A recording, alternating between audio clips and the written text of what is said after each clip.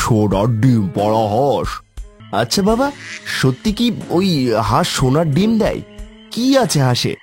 জাদুর হাঁস না তো ওটা? বাবা পরিমল, দাঁড়িয়ে আছিস কেন? এখন আর কথা বলার সময় নেই। কথা বললে টের পেয়ে যাবে সবাই। তাড়াতাড়ি কর, হাঁসগুলোকে ধরে নিয়ে চল। এখানে বেশিক্ষণ থাকা যাবে না, ধরা পড়লে মান সম্মান থাকবে না। এবার থেকে হাঁসগুলো আমাকে সোনার ডিম দেবে। সোনার ডিম বেচবো আর খাবো, আর শুধুই টাকা আর টাকা। আর ওই বিমল না খেয়ে মরবে। বাবা চলো তো দেখি, হাঁসটাকে পরীক্ষা করে দেখি। হাঁসের ছোঁয়ায় সত্যি কি রোগ ভালো হয়ে যায়? ও মাগো, কে কোথায় আছো? বাঁচাও, মরে গেলাম তো। এ তো সোনার হাঁস নয়, মনে হচ্ছে যেন সবগুলো রাক্ষসী হাঁস, আমাদের খেয়ে ফেলবে। ও মাগো!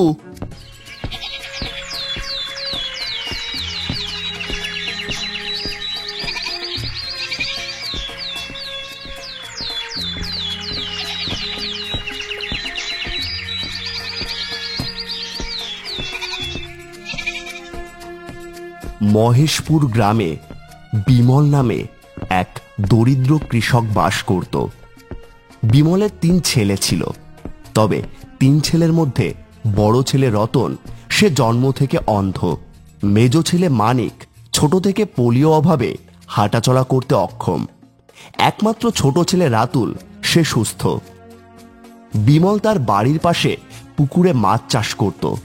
মাছ বিক্রি করে যা পায় তাই দিয়ে সে সংসার চালায়। একদিন সকালে বিমলের বউ পরমা উঠে দেখে, হায় হায়, আমাদের কত বড় সর্বনাশ হয়ে গেল। ওগো শুনছো? দেখে যাও কি হলো আমাদের। এবার আমরা কি নিয়ে বাঁচবো? ও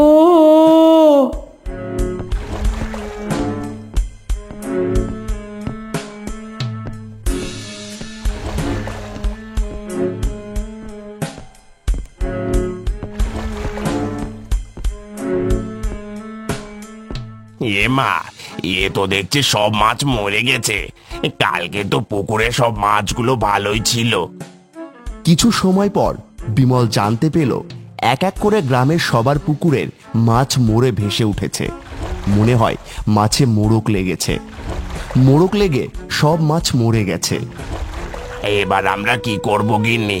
3 ছেলে নিয়ে কিভাবে চলবো আমরা? ওদের মুখে কিভাবে 2 মুঠো খাবার দেব? আমাদের হাতে তো তেমন কোনো টাকা পয়সাও নেই। আমরা না খেয়ে কষ্ট করে থাকতে পারবো, কিন্তু ছেলেগুলোর কি করব? ওরা তো খিদের জ্বালা সইতে পারবে না। বাপের রেখে যাওয়া ভিটে মাটির পুকুর ছাড়া তো আমাদের কোনো সম্পত্তিই নেই। পুকুরে মাছ চাষ ছাড়া তো অন্য কাজ কোনোদিনও করিনি। বেঁচে থাকতে হলে আমাদের বিকল্প কাজ করতে হবে। 2 ছেলের চিকিৎসা, ওষুধ পানির জন্য আমাদের মেলা টাকা দরকার। কোথায় পাবো এত টাকা? হে ভগবান, আমাদের এ কঠিন বিপদ থেকে উদ্ধার করো। কিছুদিন বিমল হন্যে হয়ে সবার কাছে কাজ খুঁজে ফিরল। কাজ নেই সেই অজুহাতে সবাই ফিরিয়ে দিতে লাগলো। কটা দিন বিমল খুব কষ্টে কাটাতে লাগলো। এভাবে ঘরে বসে থাকলে চলবে? কি করব বলো? চেষ্টা তো করলাম অনেক, কোনো কাজ পেলাম না। আজকে হাট বাজার আছে, দেখি হাটে গিয়ে কোনো কিছুর ব্যবস্থা করতে পারি কিনা। ওগো, আমাদের মাটির ব্যাংকটা ভেঙে কটা টাকা পেতে পারি। ওই টাকা দিয়ে হাটে গিয়ে আমরা গরু বা ছাগল কিনতে পারবো। আমিও যাব হাটে, আমাকেও সাথে নিও। চলো তাহলে। আমরা আবার নতুন করে জীবন শুরু করব।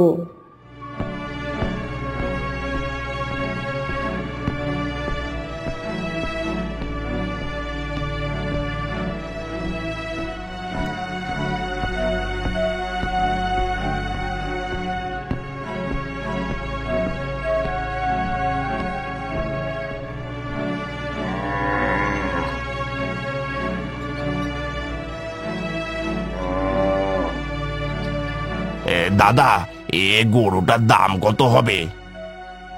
1 লাখ টাকা। ওরে বাপরে, এত দাম! অত টাকা নেই আমাদের কাছে।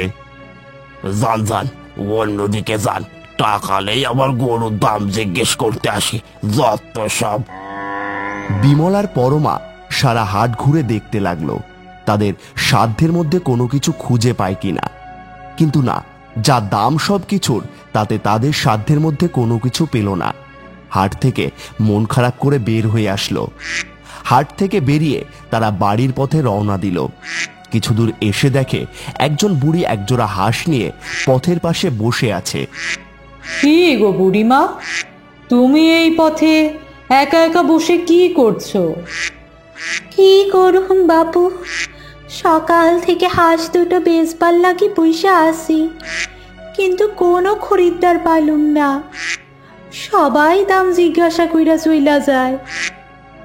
তার দাম কত তোমার হাঁসের? 200 টাকা জোড়া। আমাদের কাছে তো অত টাকা নেই, মাত্র 150 টাকা আছে। তুমি 150 টাকায় বিক্রি করলে আমরা হাঁস দুটো নিতে পারবো। আচ্ছা এই নেও। বিমল আর পরমা হাঁস দুটি কিনে বাড়ি ফিরে এলো। তারা হাঁস দুটিকে নিজের সন্তানের মতো দেখাশোনা করতে লাগলো। বেশ কদিন হয়ে গেল, কিন্তু হাঁসগুলো কোনো ডিম দিল না। ওগো, হাঁস দুটি তো এখনো ডিম দিল না। ডিম না দিলে বাচ্চা ফুটাবো কি করে? আমাদের যে এই হাঁস থেকে আরো হাঁস বাড়াতে হবে।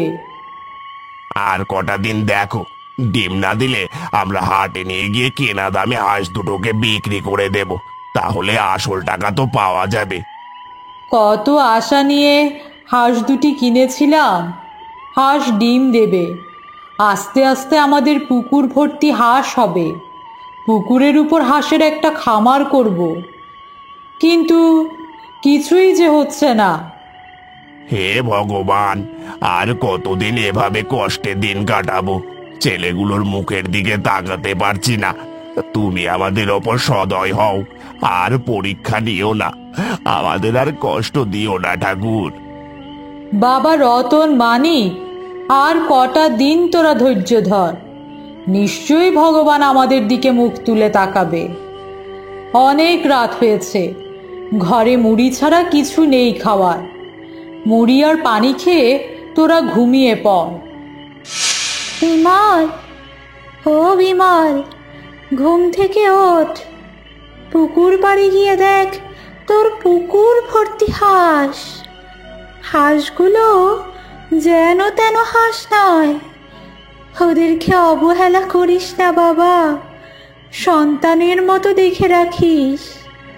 এই হাঁসগুলোর মধ্য থেকে তোকে একটা হাঁস সোনার ডিম দিবে, আর ওই হাঁসের ছোঁয়া পেলে তোর প্রতিবন্ধী সন্তানরা সুস্থ হয়ে যাবে। আমি কি দেখলাম? স্বপ্ন নাকি সত্যি? গিন্নি, ও গিন্নি, ওটো ওটো। এখনো তো সকাল হয়নি, কি হলো তোমার রাত করে? কি হয়েছে? আজ আমার স্বপ্নে স্বয়ং মা লক্ষ্মী এসেছিল, তিনি আর কেউ নন। কি সব বলছো? কিছুই বুঝতে পারছি না। যার কাছ থেকে আমরা হাঁস কিনেছিলাম সেই বুড়ি এসেছিল। মা লক্ষ্মী সেদিন রাস্তায় বুড়ির বেশে হাঁস নিয়ে বসেছিলেন। জয় মা, জয় মা। সকাল হতেই বিমল আর পরমা পুকুর পাড়ে গিয়ে দেখলো সত্যি পুকুর ভর্তি হাঁস খেলা করছে। বিমল আর পরমা খুব খুশি হলো, ভগবানকে ধন্যবাদ জানালো। তারপর থেকে তারা হাঁসগুলোকে সন্তানের মতো পালন করতে লাগলো। নিজেরা ঠিক মতো খেতে না পারলেও হাঁসগুলোর খাওয়ার ঠিক ব্যবস্থা করত। হাঁসগুলো তো বেশ বড় হয়ে গেছে, কিন্তু ডিম না পারলে তো বুঝতে পারবো না কোনটা সোনার ডিম পাড়া হাঁস।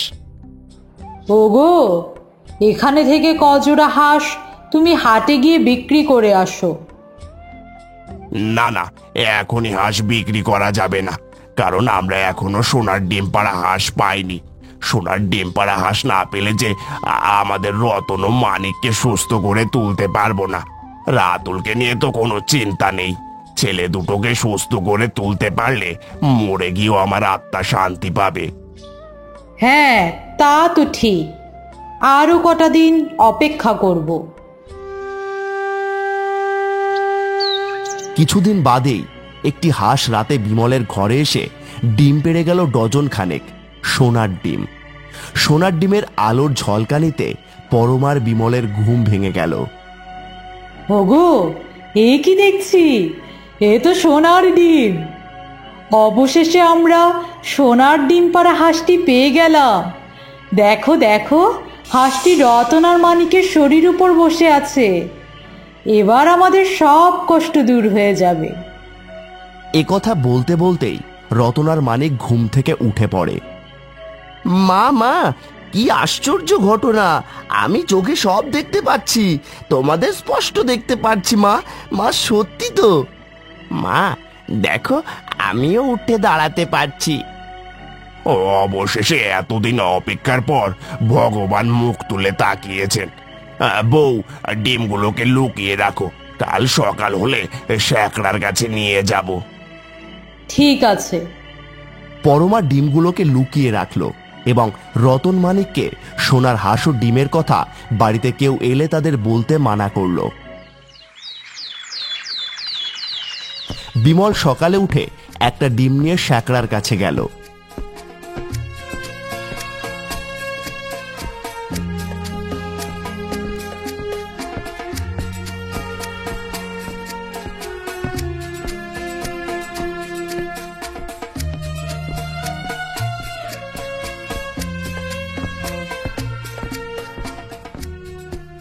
দাদা দাদা, এই ডিমটা ওজন করে দেখেন তো।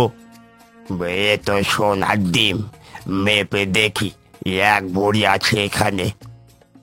এটা রেখে যা দাম হয় সেই টাকা দেন। শ্যাকরার কাছ থেকে টাকা নিয়ে বিমল হাটে গেল। হাট থেকে ঝুড়ি ভর্তি বাজার করে বাড়ি ফিরল। বাড়ি ফিরে দেখে রতন ও মানিক দুজনে পুকুর পাড়ে হাঁসগুলোকে খাওয়াচ্ছে। এমা, কত বাজার নিয়ে এসেছো? অনেকদিন পর বিমল মন ভরে বাজার করলো। রাতে মজা করে রান্না করলো, সবাই পেট ভরে খেলো। আস্তে আস্তে বিমলের অভাব অনটন দূর হয়ে যেতে থাকলো। ছেলেগুলো সুস্থ হয়ে বাবার সাথে হাঁসের খামারে কাজ করলো। তাদের খামারে গ্রামের আরো কিছু লোক কাজ করা শুরু করলো। এদিকে বিমলের অবস্থার পরিবর্তন ও সোনার ডিম বিক্রির খবর সারা গ্রামে ছড়িয়ে পড়ল। অনেকেই বিমলের বাড়িতে এসে ভিড় করছে সোনার হাঁসের ছোঁয়া নিতে। পাশের বাড়ির সুবাসও জেনে ফেলেছে হাঁসের কথা। সোনার ডিম পাড়া হাঁস। সে ঠিক করলো যে করেই হোক হাঁস ও ডিমগুলো চুরি করবে। যেই ভাবা সেই কাজ। রাতের আধারে ছেলেকে সাথে নিয়ে চুরি করতে গেল বিমলের বাড়িতে। আচ্ছা বাবা, সত্যি কি ওই হাঁস সোনার ডিম দেয়? কি আছে হাঁসে? জাদুর হাঁস না তো ওটা? বাবা পরিমল, দাঁড়িয়ে আছিস কেন? এখন আর কথা বলার সময় নেই। কথা বললে টের পেয়ে যাবে সবাই। তাড়াতাড়ি কর, হাঁসগুলোকে ধরে নিয়ে চল। এখানে বেশিক্ষণ থাকা যাবে না, ধরা পড়লে মান সম্মান থাকবে না। সুভাষ ও পরিমল মিলে পুকুর থেকে সব হাঁস চুরি করে নিয়ে গেল। এবার থেকে হাঁসগুলো আমাকে সোনার ডিম দেবে। সোনার ডিম বেচবর খাবো, আর শুধুই টাকা আর টাকা। আর ওই বিমল না খেয়ে মরবে। সকালে ঘুম থেকে উঠে পরমা দেখে পুকুরে একটাও হাঁস নেই। কি সর্বনাশ হয়ে গেল আবার! পুকুরে একটাও হাঁস নেই। কে নিয়ে গেল হাঁসগুলো? পরমার কান্না শুনে বিমল ও তার 3 ছেলে বাইরে এসে দেখে তাদের এত হাঁস, অথচ পুকুরে একটাও হাঁস নেই। তারা সব জায়গায় হাঁস খুঁজতে লাগলো, কিন্তু কোথাও হাঁস খুঁজে পেল না। আবার যে কার কুনজর পড়লো আমাদের উপর! হে ভগবান, তুমি সকল কিছুর আশা ভরসা, আমাদের সব ফিরিয়ে দেও। বাবা চলো তো দেখি, হাঁসটাকে পরীক্ষা করে দেখি, হাঁসের ছোঁয়ায় সত্যি কি রোগ ভালো হয়ে যায়? অনেকদিন ধরে আমার হাঁটুতে ব্যথা, নিয়ে আয় তো হাঁসগুলোকে। সুভাষ এক এক করে হাঁস এনে পায়ে ছোঁয়াতে লাগলো। অনেকক্ষণ পর একটা ধূসর রঙের হাঁস পেল, যার ছোঁয়াতে নিমেষে তার পায়ের যন্ত্রণা সেরে গেল। বিমল, সত্যি তো এই জাদুর হাঁস, আমার পায়ের ব্যথা সেরে গেছে। দেখ, আমার হাঁটতে আর কষ্ট হচ্ছে না। সুভাষ আর পরিমল হাঁসগুলোকে একটা ঘরে বন্দি করে রাখলো, তাদের ঠিকমতো খেতে দিল না। পরদিন সকালে সুভাষ আর পরিমল দুজনে হাঁসগুলোকে দেখতে গেল। যেই না তারা তালা খুলে ঘরে ঢুকলো, তখনই হাঁসগুলো তাদের শরীরের ওপর ঝাঁপিয়ে পড়লো। ও বাবা গো, কে কোথায় আছো, বাঁচাও, মরে গেলাম গো। ও মা গো, কে কোথায় আছো, বাঁচাও, মরে গেলাম তো। এ তো সোনার হাঁস নয়, মনে হচ্ছে যেন সবগুলো রাক্ষসী হাঁস, আমাদের খেয়ে ফেলবে। ও মা গো। দেখতে দেখতে হাঁসগুলো তাদের ক্ষতবিক্ষত করে বন্দি দশা থেকে বেরিয়ে পড়ল, আর তারা অতি লোভের ফল ভোগ করতে লাগলো। মা লক্ষ্মীর কৃপায় আবার বিমলের পুকুরে সব হাঁস ফিরে এলো। আমি বলেছিলাম না, ঈশ্বর ঠিক বিচার করবে। গরিবের পেটে লাথি মেরে কেউ কোনো দিন ভালো থাকতে পারবে না। হাঁসগুলো যে আমাদের সন্তানের মতো, আর হাঁসগুলোর খামার যে অনেক মানুষের রুটি রোজগারের একমাত্র অবলম্বন।